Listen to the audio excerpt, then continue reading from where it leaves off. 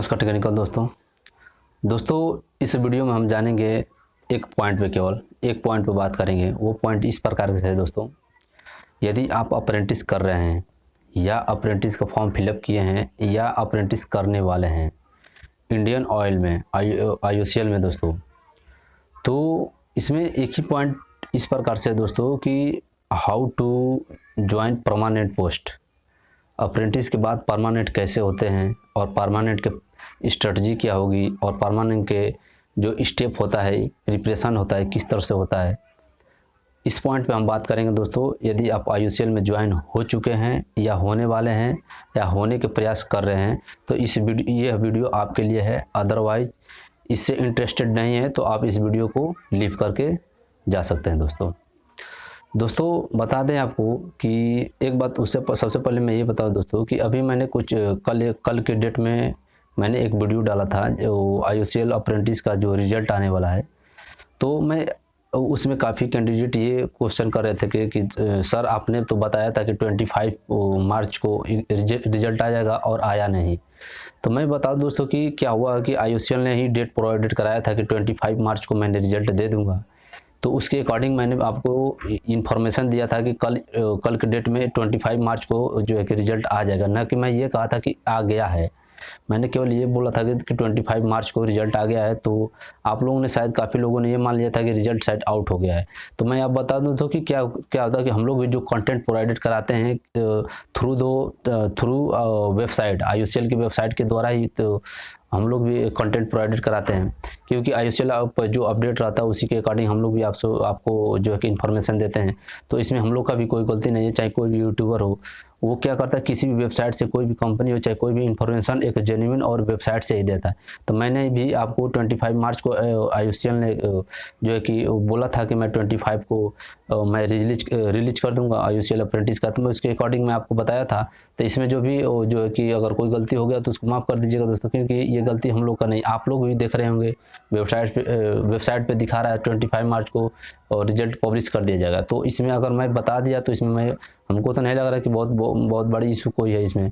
तो इसको देख लीजिएगा दोस्तों। और रिजल्ट जो डेट देता है उसके अकॉर्डिंग ही आता है दोस्तों। IOCL जो डेट दे देता है उसके अकॉर्डिंग आता है, मगर इस समय इस बार केवल लेट हुआ है। अदरवाइज किसी भी डेट के जिस समय डेट फिक्स किया उसके अकॉर्डिंग उन्होंने रिलीज करते हैं। मगर इस समय हो सकता है कोई कोविड-19 का कोई रीज़न हो या कोई HR डिपार्टमेंट का कोई रीज़न हो, तो हो सकता है थोड़ा डिले हो गया है। लेकिन उसको ये बहुत बड़ा इश्यू नहीं है दोस्तों। आप जो है कि जेन्युइन और आपको बिलीव है कि हमने जो है कि पास कर सकते हैं, तो थोड़ा सा वेट कर लीजिए। आज शाम तक या कल शाम तक रिजल्ट रिलीज हो जाएगा। 1 या 2 दिन लेट होता है, अदरवाइज ये नहीं कि 15-20 दिन लेट हो जाता है। तो मैं इसके लिए मैं जो है कि क्षमा मांगना चाहूँगा दोस्तों कि मैं भी जो है कि अपडेट दिया था आपको वेबसाइट के अकॉर्डिंग ही दिया था, ना कि मैं अपने अकॉर्डिंग दिया था। तो मैं दोस्त बता दूं आपको कि यदि आप IOCL ज्वाइन कर रहे हैं अप्रेंटिस पोस्ट के लिए और अप्रेंटिस कंप्लीट होने के बाद ही आपको परमानेंट पोस्ट के लिए अप्लाई होंगे। जो पोस्ट होता है वो JEA होता है, जैसे जूनियर इंजीनियर असिस्टेंट। ये जो देख रहे हैं पट्टा दोस्तों, ये IOCL का ही है परमानेंट वाला। तो मैं जो भी आपको बताऊंगा बिलीव के साथ बताऊंगा, जो मैंने अपना एक्सपीरियंस था उसको आपके सामने रखना चाहूँगा दोस्तों। मैं आपको बता दूं कि यदि आप करना चाह रहे हैं या हो चुके हैं या कर रहे हैं तो आपको क्या करना है परमानेंट होने के लिए। क्या होता है दोस्तों कि IOCL जो है कि जो भी कैंडिडेट को लेना चाहता है वो बिल्कुल निचोड़ लड़कों को लेना चाहता है, जो है कि क्या कि क्वालिटी वाला लड़कों को सेलेक्ट करता है परमानेंट पोस्ट के लिए, जो भी एम्प्लॉय अपना सेलेक्ट करता है दोस्तों। तो मैं बता दूं दोस्तों कि जैसे मान लीजिए आपके अंदर जितनी भी क्वालिटी थी, आपने अपना अप्रेंटिस क्वालिफाई किया, आपके अंदर कुछ ना कुछ नॉलेज होगा तभी आपने अप्रेंटिस को क्वालिफाई किया और अप्रेंटिस के लिए एलिजिबल हुए, और अप्रेंटिस के लिए जो है कि आप जो है कि एलिजिबल हुए दोस्तों। और अप्रेंटिस इस समय कर रहे होंगे या करेंगे भी जब आपके अंदर क्वालिटी होगा। तो क्या होता है दोस्तों कि IOCL क्या करता है कि उसका एक ही प्रोसीजर होता है, उसका एक ही नियम ही है कि जब भी वो परमानेंट करेगा तो पहले आपको अप्रेंटिस कराएगा, वो भी रिटेन कराएगा अप्रेंटिस के लिए। अप्रेंटिस कराने के बाद से IOCL का 1 ईयर का एक्सपीरियंस सर्टिफिकेट यदि आप हासिल कर ले रहे हैं, उसके बाद से आप किसी भी डिवीजन कीजिए, चाहे मार्केटिंग डिवीजन हो, चाहे पाइपलाइन डिवीजन हो, चाहे रिफाइनरी डिवीजन हो, किसी भी डिवीजन से कर रहे हैं। तो क्या होता है दोस्तों, हर साल चाहे छोटा अमाउंट हो चाहे ज़्यादा अमाउंट हो, हर साल भर्ती आती रहती है जो है कि IOCL के थ्रू, IOCL के अंदर।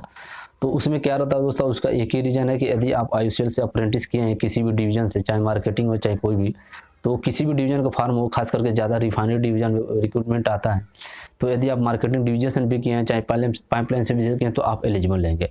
और एलिजिबल फॉर्म जब फिलअप करेंगे तो उस समय आपको एग्ज़ाम देंगे तो एग्ज़ाम देने के बाद आपको क्रैक होगा, और क्रैक होने के बाद आता है स्किल टेस्ट। स्किल टेस्ट में थोड़ा सा बाधा वाली बात आ जाती है दोस्तों। स्किल टेस्ट काफ़ी कैंडिडेट जो है क्वालिफाई नहीं कर नहीं पाते हैं, क्योंकि मैं अपना अनुभव गेस आपको शेयर कर रहा हूँ दोस्तों।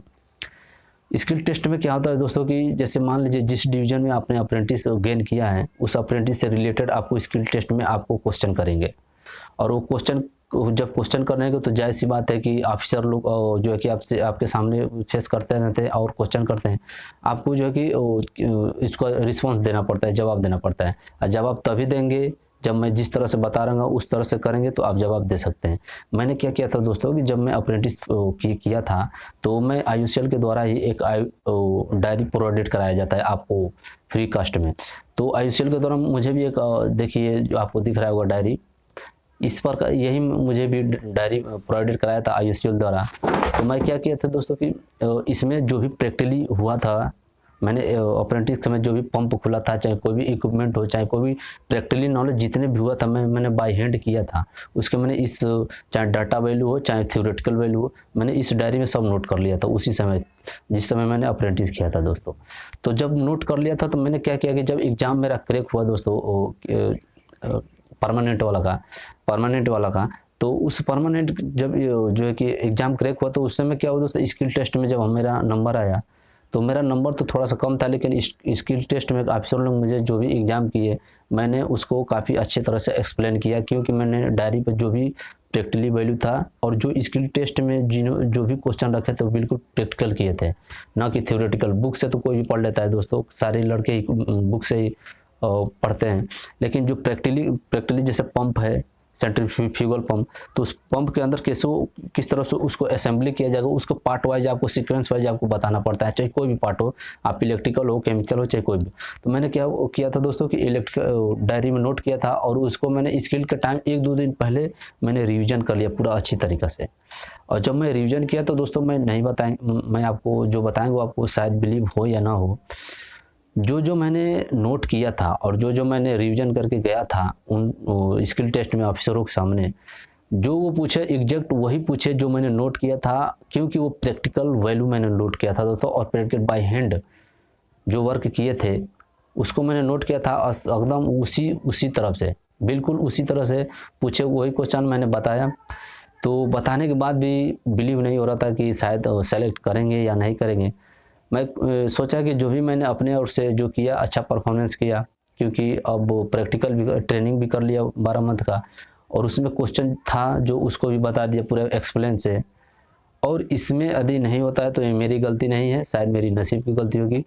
लेकिन मैंने दोस्तों इस डायरी में जो मैं अभी आपको दिखाया, उस डायरी में जितने भी क्वेश्चन नोट किए थे, ये आपको भी चांस मिलता है दोस्तों प्रैक्टिकल के समय आप अप्रेंटिस करेंगे तो, चाहे आपको किसी भी तरह जो IUCL द्वारा कंटेंट प्रोवाइड कराया जा रहा है, उसके द्वारा ट्रेनिंग के द्वारा यदि आप अच्छी तरीके से पढ़ ले जा रहे हैं, अच्छी तरह से उसका नोट्स बना ले जा रहे हैं, तो आपको बिल्कुल फिक्स है कि आपको किसी न किसी जो नोट किए रहेंगे कंटेंट आपको हेल्पफुल करता है परमानेंट के लिए दोस्तों।